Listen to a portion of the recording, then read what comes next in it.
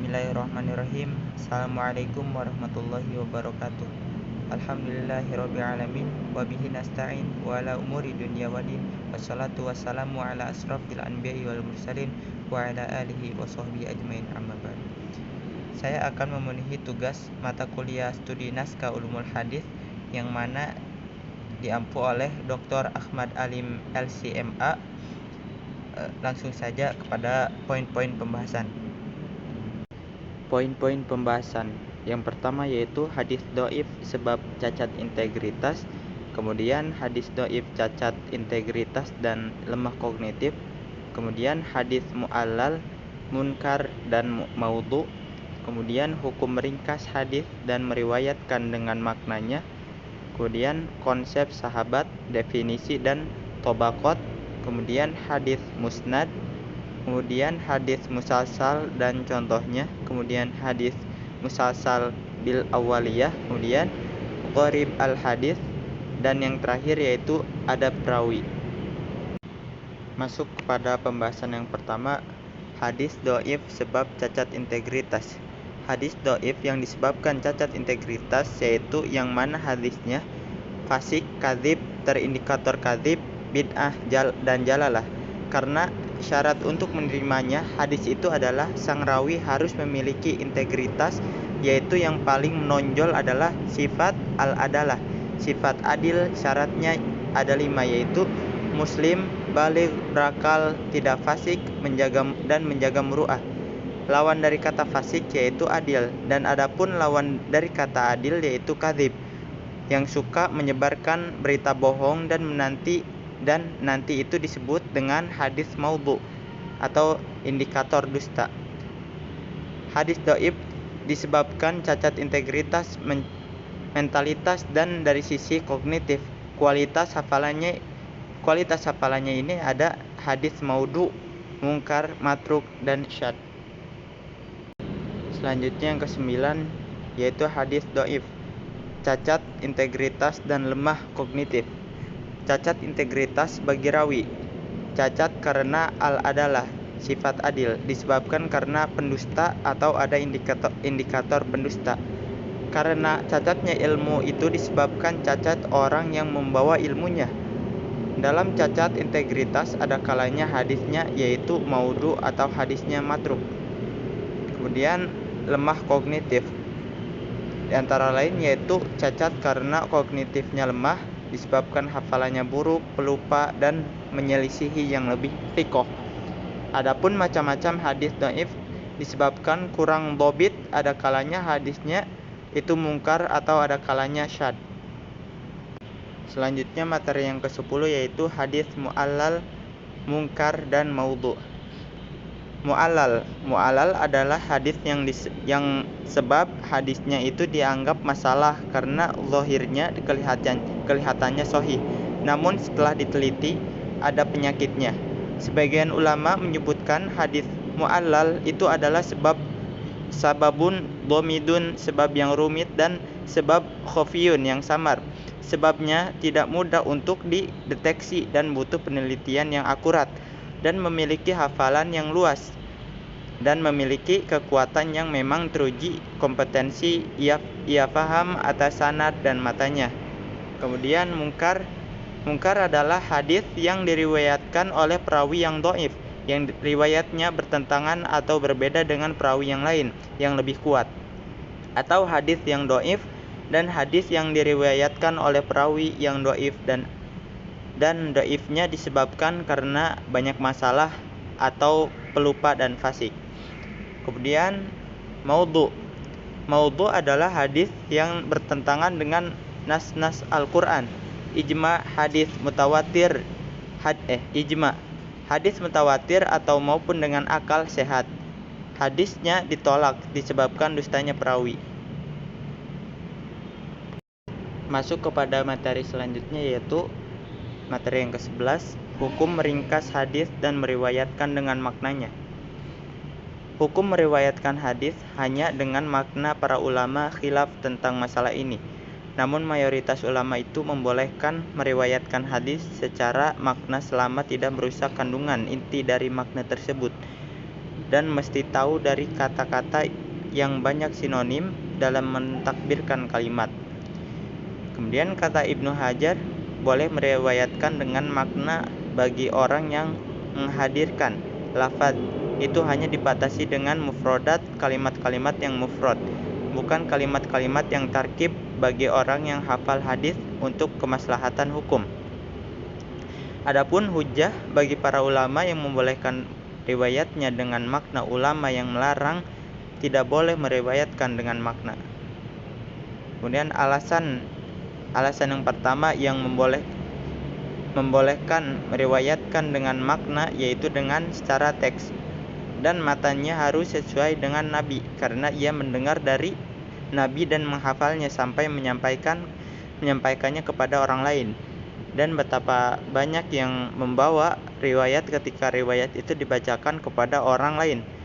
Terkadang orang lain itu lebih paham daripada orang yang membawa riwayat. Selanjutnya, alasan yang tidak membolehkan meriwayatkan dengan makna sebagaimana pada kalangan sahabat. Ketika menyampaikan lafaz yang berbeda namun maknanya sama dan sebagai adabnya ditambahkan kalimat qala Rasulullah sallallahu alaihi wasallam sebagai etika ketika terpaksa meriwayatkan hadis yang makna. Materi yang ke-12 yaitu konsep sahabat, definisi dan tobaqat. Menurut pendapat Ibnu Hajar, beliau mendefinisikan bahwa sahabat itu adalah dia yang melihat Nabi atau bertemu langsung dengan Nabi dengan keadaan beriman. Kemudian masalah durasi, waktu, zaman di mana dia bertemu Nabi, walaupun sebentar atau lama, tidak menjadi syarat. Begitu juga dengan ikut perang atau tidak. Ini tidak menjadi syarat. Orang yang melihat Nabi namun belum sempat duduk bersama Nabi, begitupun sebaliknya bersama Ummu Maktum karena buta. Cara untuk mengetahui atau mengenal sahabat Nabi yaitu dengan yang pertama, ketika mengetahui itu sahabat atau bukan, itu dari khobat al-mutawatir.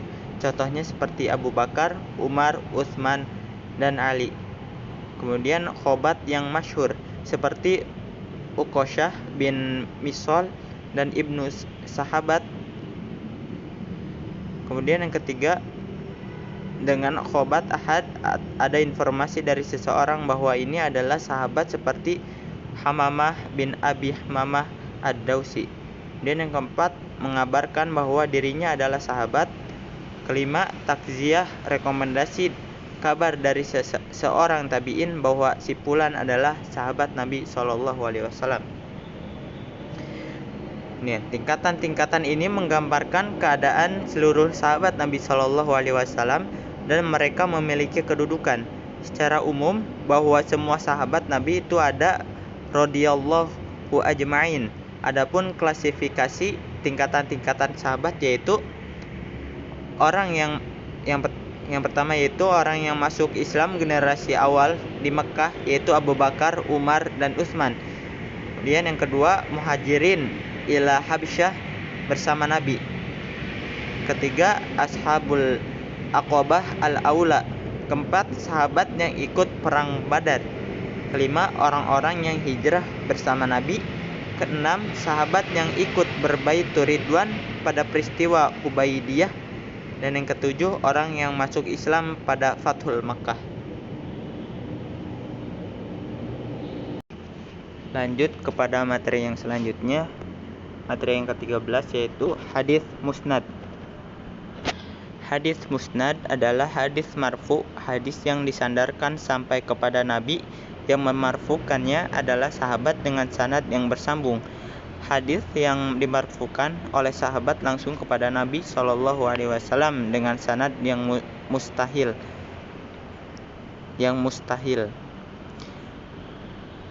Atau susunan kitab-kitab hadis berdasarkan nama para sahabat periwayat hadis, dan jika tidak dimarfukan itu namanya hadis mauquf. Orang yang meriwayatkan hadis dan punya sanad itu namanya musnid.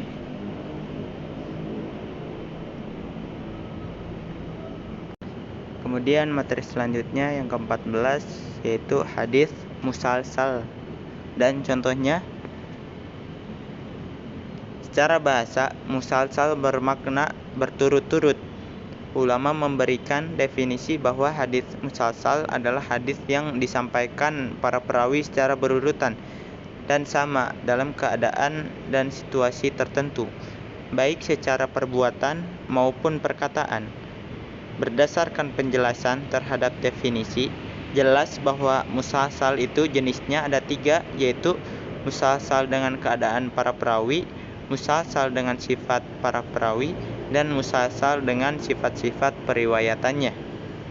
Musalsal yang membicarakan mata rantai sanadnya yang memiliki ciri khas persamaan persis di dalam sighah ucapan periwayatan hadis dengan redaksinya sama dengan gurunya.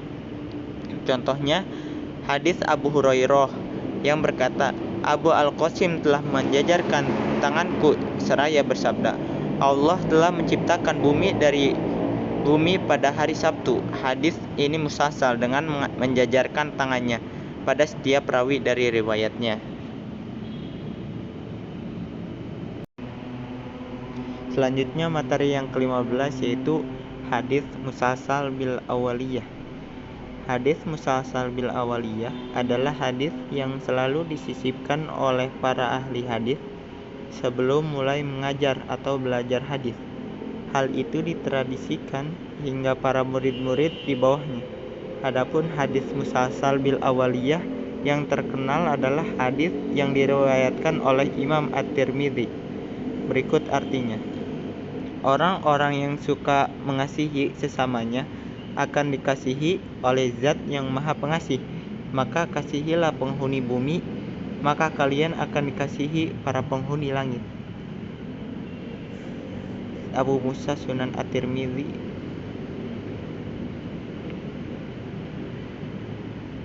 Hadis ini biasanya diucapkan oleh seorang ahli hadis sebelum mengajar para muridnya. Saya telah mendengar dari fulan dan itu adalah hadis yang pertama kali didengar darinya. Begitu seterusnya hingga sanad terakhir. Baru kemudian menyebutkan hadis di atas. Setelah hadis tersebut disebutkan, baru seorang guru mengajarkan hadis-hadis yang lain. Ini menunjukkan bahwa para ahli hadis memiliki komitmen untuk menjaga perdamaian di dunia. Hadis yang pertama kali diajarkan adalah hadis tentang kasih sayang, bukan hadis tentang akidah, fikih, dan lain sebagainya. Selanjutnya materi yang ke-16, gharib al-hadis. Definisi gharib al-hadis. Jika makna samar dari teks hadis yang membutuhkan syarah penjelasan, kata yang gharib asing dan menjelaskan kata yang kelihatannya janggal. Apa yang ada pada matan hadis dari lafaz-lafaz yang rumit dari sisi makna yang membutuhkan penjelasan. Contoh gharib al-hadis. Dari kitab Abu Ubaid, Nabi SAW bersabda, Al-ghiratu minal iman wal mizau minan nifaq. Ghirah itu sebagian dari keimanan dan miza itu sebagian dari kemunafikan. Nah, kalimat miza ini gharib. Gharib ini makna kalimat yang tidak langsung tahu maknanya, namun butuh syarah. Dan disyarah oleh Abu Ubaid bahwa yang dimaksud al-miza itu adalah ad-dayus, artinya orang yang hilang rasa cemburunya terhadap keluarganya. Kemudian materi yang terakhir yang ke-17 yaitu adab perawi hadis. Hal-hal utama dalam muhadits. Meluruskan niat dan ikhlas, yaitu dengan membersihkan hati dari motif-motif keduniawian seperti mencari kedudukan dan popularitas, dan memberi perhatian yang amat besar terhadap penyebar luasan hadis dan menyampaikan sunnah Rasulullah SAW dalam rangka meraih pahala yang melimpah. Kemudian tidak berbicara hadis di depan orang yang lebih utama daripada dirinya, baik dari sisi usia maupun ilmunya. Hendaknya seorang muhadits membentuk majelis untuk mengkaji hadis. Jika memang memiliki kelayakan untuk mengajarkan hadis. Wallahu a'lam bishawab. Itulah materi yang telah saya sampaikan, kurang lebihnya mohon maaf. Assalamualaikum warahmatullahi wabarakatuh.